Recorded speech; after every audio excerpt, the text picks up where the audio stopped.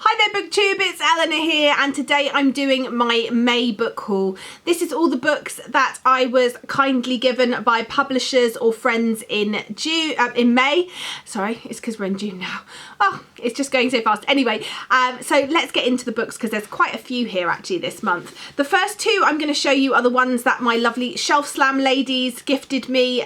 If you don't know about Shelf Slam by now, I will link down below the Shelf Slam video so you can find out more. But the lovely Brittany's choice for me this month was The First Time She Drowned by Kerry Kletter. I think we worked it out that myself and Brittany have both seen this on Lala's channel, Books and Lala, who we both adore. I think she's wonderful, and I remember her saying how great this was, and I just felt like I had to have it. It's about a girl, and she's been in a mental institution for 2.5 years, and she's been put in there by her mother, and she's now out and she's going to college, and we're following her and what happens from then on, and her mental health and her past rearing its head and how she deals with that. And I think it sounds like a really emotional read, and I know that Lala loved it, so I can't wait.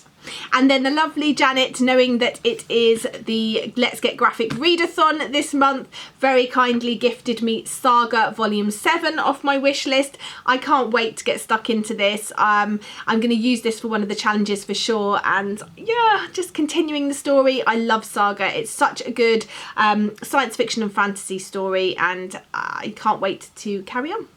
The next two are books I'm not going to talk too much about because I am taking part in kind of like an LGBTQIA plus sort of pride tour. So the books that are going to be covered are George, which by Alex Gino, I think it is, and I read that last year, so I'll talk about that briefly in my video that'll be going up in July. But this is to sort of coincide with London Pride. And the other two books the publishers kindly sent me are Noah Can't Even by Simon James Green. This says, poor Noah Grimes, his dad disappeared years ago, his mother Beyonce tribute act is totally unacceptable embarrassment, and his beloved Gran isn't herself anymore. He only has one friend, Harry, and school is, well, it's pure hell. Why can't Noah be normal like everyone else at school? Maybe if he struck up a relationship with someone, maybe Sophie, who is perfect and lovely, he'd be seen in a different light. But Noah's plan for romance are derailed when Harry kisses him at a party, and that's when things go from bad to utter chaos. So I think this sounds like a really interesting YA read. And then this one is called Girl Loves Girl by Lucy Sutcliffe. I've got a feeling I might already have this one, and if I have, then maybe it'll be a giveaway in the future. But this one, it says, Lucy always knew that her idea of Prince Charming was different to that of other girls, and then she meets Kayleen online and everything starts to make sense. Could her Prince Charming be a girl? And this is a story obviously with LGBTQIA plus themes, so I'm really excited about reading these two, and I will be reviewing all three on my channel. I think I've decided to do, or I've been asked to do the 8th of July, but just keep your eye out for this video. Next are a couple of thrillers that I've been sent recently. The first one is called The Lying Game by Ruth Ware. I've seen this in a couple of places, and I was just really excited when the publishers contacted me and asked if I would do a review. It's out now, I believe it's out in hardback, and Ruth Ware wrote In a Dark Dark Wood and The Woman in Cabin 10, and In a Dark Dark Wood I thought was okay, but it wasn't my favourite. But this, the premise of this just sounds really intriguing. It's about a group of girls, and they get a text message and it says, I need you, and they're all adults now, but when they were at school they played this game called The Lying Game, where you had to make up these lies and try and get away with it, I think, and sometimes it ended up becoming a bit dangerous, and I don't know, and someone's turned up dead, I think. So it says on the front, Agatha Christie meets the girl on the train, so I'm intrigued to see what I think of this one. And then the other thriller is Ragdoll by Daniel Cole. I just think this sounds brilliant. It says 1 body, 6 victims, and a detective coming apart at the seams. And I think it's about this body that turns up with 6 people's bits all attached together. Oh, it just sounds yucky. It says, the nation is gripped by the infamous ragdoll killer. Every news bulletin and headline is obsessed with this story. A body is discovered with the dismembered parts of 6 victims stitched together, nicknamed the ragdoll by the media.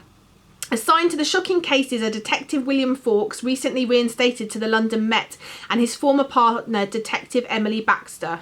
The ragdoll killer taunts the police by releasing a list of names to the media and the dates on which he intends to murder them. With 6 people to save, can Fawkes and Baxter catch a killer when the world is watching their every move? And at the bottom here it says, believe the hype, sold in over 30 countries and counting. Ragdoll is a standout thrill of the year. So I'm not always a big thriller reader, but this just sounded too good to pass up. So I'm looking forward to seeing if this manages to scare me, which it probably will. The next book, the lovely Janet sent me just because I think I was having a bit of a tough time, and she sent me this to cheer me up, and she's so wonderful. It's called The Death of Bees by Lisa O'Donnell. So from what I can gather, this is about 2 sisters, and the one we're following the point of view of is 15. The 2 sisters are very different. One's a partier, does drugs, stays out all night. The other one is more of a homebody, reads Harry Potter, likes cornflakes and Coke. I don't think they have very nice parents. I think something happens, and I get the impression it says here, today it's Christmas Eve, today is my birthday, today I'm 15, today I buried my parents in the backyard, neither of them were beloved. So I get the feeling maybe they hide their parents in the back garden and then live on their own, and maybe someone next door starts to become suspicious. I just think it sounds brilliant, and it was the winner of the Commonwealth Book Prize in 2013, so I'm excited to try this one. I was very kindly sent The Vanishing Throne by Elizabeth May, which is the 2nd book in this series. The first book was The Falconer, which I really loved, so I'm really excited to pick up this 2nd book. And also a book called The Last Wish by Andrew Sapkowski, which I've heard is meant to be really good and one that I should read, so I'm really excited about this one. It says Geralt was always going to stand out with his white hair and piercing eyes, his cynicism and lack of respect for authority, but he is far more than his striking appearance. He's a witcher with powers that make him a brilliant fighter and merciless assassin, and his targets are the vile fiends that ravage the land.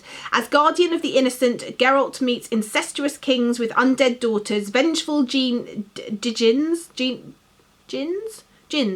shrieking harpies, lovelorn vampires and despondent ghouls. Many are pernicious, some are wicked, and none are quite as they appear. So this sounds really good, and I get the impression, because I think I've been put off before by the covers, but I've heard that I shouldn't take the covers and they're very readable and really good. So I'm looking forward to this one.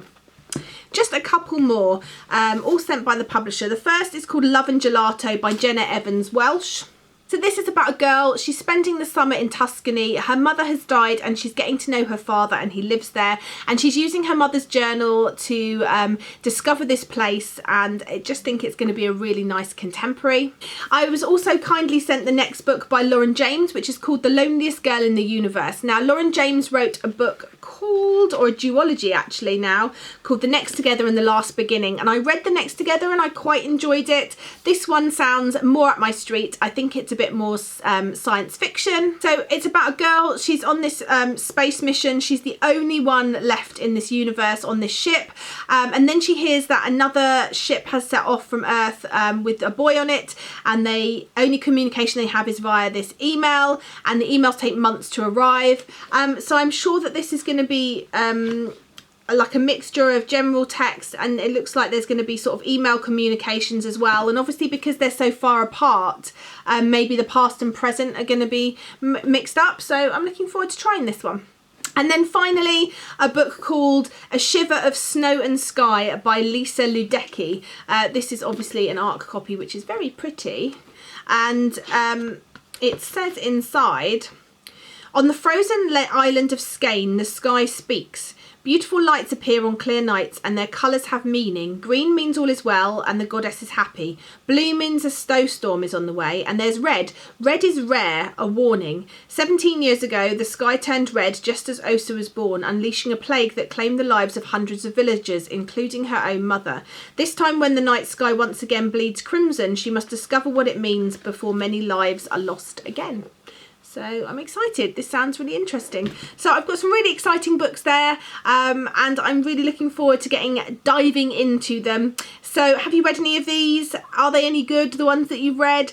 Do any of these pique your interest? Let's chat as always in the comments down below, and I look forward to speaking to you soon. Bye for now, BookTube.